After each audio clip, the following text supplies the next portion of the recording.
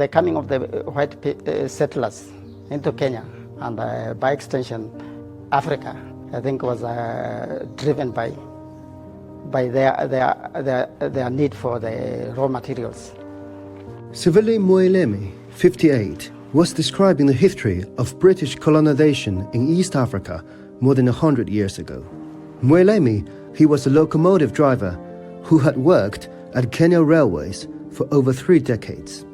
The railway was built by the British colonists in East Africa between 1896 and 1901 to tighten control over the British East Africa. The British government decided to lay a rail to control the entire Nile River basin originating from Lake Victoria. It was initially named the Uganda Railway after its destination.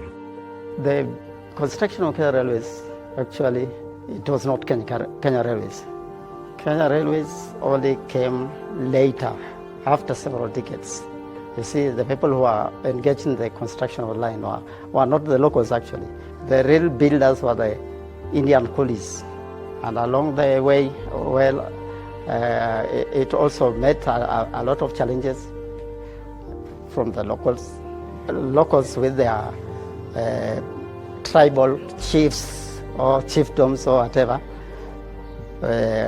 formed the resistance for the white people when they came to occupy.